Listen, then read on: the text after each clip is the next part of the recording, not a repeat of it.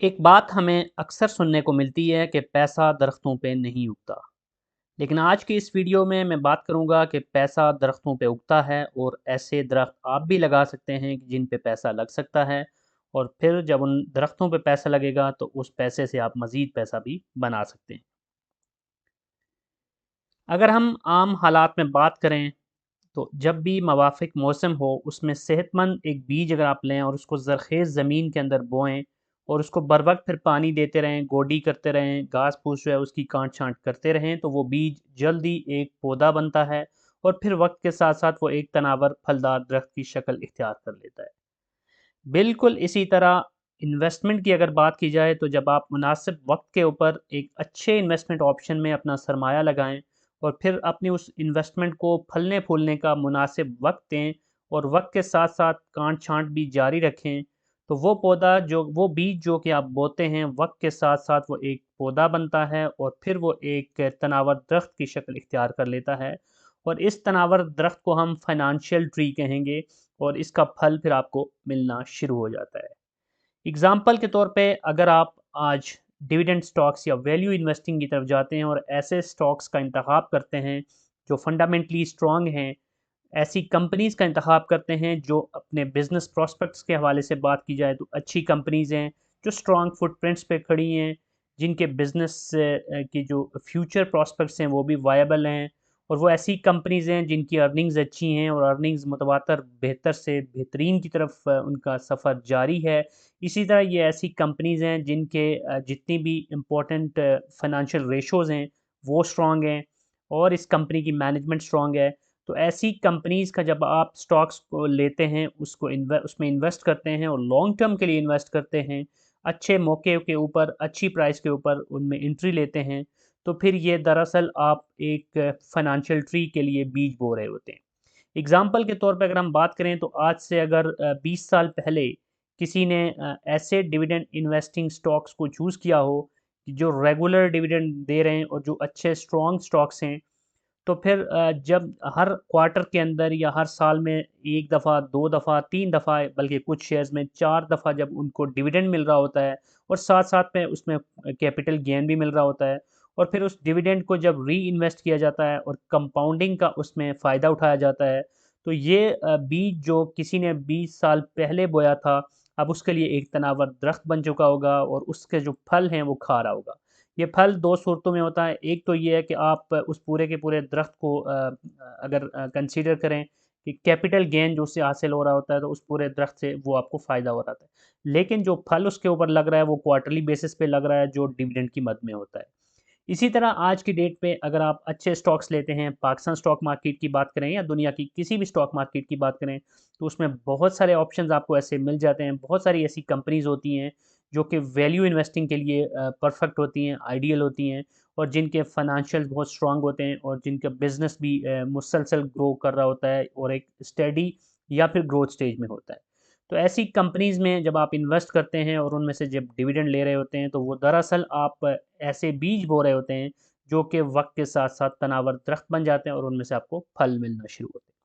सिर्फ़ यही नहीं और भी दीगर जो इन्वेस्टमेंट ऑप्शंस होते हैं, जैसे रियल एस्टेट की अगर बात करें, ख़ास तौर पे पाकिस्तान में रियल एस्टेट के अंदर जो इन्वेस्टमेंट्स हैं,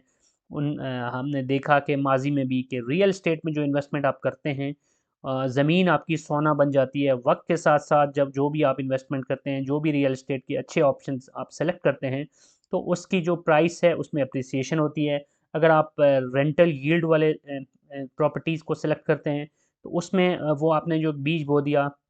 अब उसमें से फल आपको मिलना शुरू हो जाता है in terms of consistent rental yield. आपको उसमें से रेगुलर रेंटल मिल रहा होता है और साथ-साथ ये एक ऐसा बीज होता है कि वक़्त के साथ-साथ उसकी अपनी वैल्यू भी बढ़ना शुरू होती है और वो जब तनावर दरख्त बनता है, जैसे आप किसी ऐसी जगह पे अपना कोई प्लॉट ले लेते हैं, जहाँ पर वक़्ती तौर पे अभी इतनी डेवलपमेंट नहीं हुई, लेकिन आपको पता है कि वो जगह अच्छी है, उसका बिल्डर अच्छा है या उसकी जो टाउन की प्लानिंग है वो अच्छी है, लीगल पॉइंट ऑफ व्यू से वो एक अच्छी जगह है और वहाँ पर फ्यूचर के पॉइंट ऑफ व्यू से एक्सेस को देखा जाए और दीगर एमेनिटीज़ को देखा जाए, तो वो अच्छी हो सकती हैं। तो ऐसी जगह पे जब आप इन्वेस्ट करते हैं, कोई भी प्रॉपर्टी लेते हैं, तो जब वहाँ पर चीज़ें मैच्योर होना शुरू होती हैं, जब वहाँ पर प्रॉपर डेवलपमेंट हो जाती है, तो वो एक दरख्त की शक्ल इख्तियार कर चुकी होती है आपके लिए, और आपका ये जो फाइनेंशियल ट्री है, अब ये आपको फल देने की पोज़ीशन में होता है।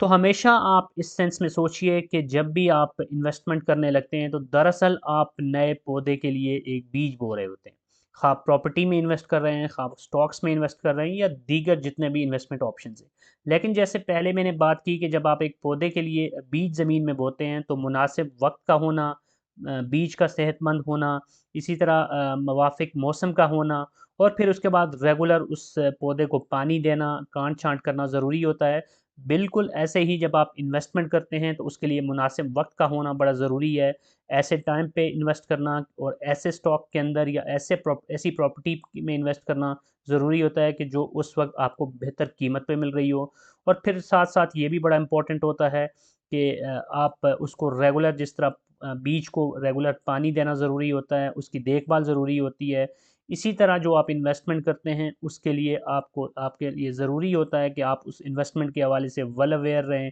और अपने पोर्टफोलियो के अंदर जो भी ज़रूरी चेंजेस हैं, काट-छाँट है, वो करते रहें। जैसे आप ज़मीन में एक बीज को बो देते हैं, उसके बाद जो घास-फूस होती है, उसको हटाना ज़रूरी होता है, उसकी गोडी करना ज़रूरी होता है। ऐसे ही अपने पोर्टफोलियो को बाज़ औक़ात रीबैलेंसिंग करना, रीएडजस्टमेंट करना ज़रूरी होता है। और फिर उसके बाद अगर आप लॉन्ग टर्म में देखें, तो जो पौधा आप लगाते हैं या जो बीज आप लगाते हैं, वो कभी भी आपको दूसरे दिन फल देना शुरू नहीं करता, बल्कि उसके लिए एक लंबा टाइम चाहिए होता है। मुश्किल हालात को भी बर्दाश्त करना पड़ता है। बाज़ औक़ात मौसम की सख्तियाँ हैं जिनको वो बीज या फिर वो पौधा बर्दाश्त करता है। हवा के थपेड़ों को बर्दाश्त करता है, और बहुत सारे सर्कमस्टांसेस से गुज़रने के बाद बिल आखिर वो एक तनावर दरख्त बनता है। बिल्कुल ऐसे ही जब आप इन्वेस्टमेंट करते हैं, तो अप्स एंड डाउन्स भी आते हैं। स्टॉक मार्केट की बात करें, तो कभी आपको बेयरिश ट्रेंड्स मिल रहे होते हैं, कभी बुलिश ट्रेंड्स मिलते हैं। इसी तरह कभी इकानमी की बात करें, तो इकानमी डाउन साइड पे होती है, कभी इकानमी बेहतर पोजीशन में होती है। फिर मुल्की हालात, गैर मुल्की हालात, इंटरनेशनल जो फिनोमिना है या लोकल फिनोमिना है, बहुत सारी चीज़ें हैं जो आपको वक्त के साथ साथ बर्दाश्त करना पड़ती हैं। तब ही जाकर आपका ये जो फाइनेंशियल ट्री है, ये एक तनावर दरख्त की शक्ल इख्तियार करता है। तो इस वीडियो का मकसद ये है कि आप इस एंगल से सोचें कि आज अगर आप इन्वेस्टमेंट्स कर रहे हैं, तो दरअसल आप लॉन्ग टर्म में इससे फ़ायदा उठाने के लिए कर रहे हैं। वक्ती तौर पे अगर आप पैनिक करके यकदम अपने डिसीजंस को चेंज करते रहेंगे, तो आप जो भी बीज बो रहे हैं, वो कभी भी तनावर दरख्त की शक्ल इख्तियार नहीं करेंगे। That's it from this video. I hope कि ये इन्फॉर्मेशन आपके लिए यूज़फुल होगी। अगर आप को ये वीडियो पसंद आई है, तो चैनल को सब्सक्राइब करना, वीडियो को लाइक करना और बेल आइकन को प्रेस करना मत भूलिएगा। Thank you very much.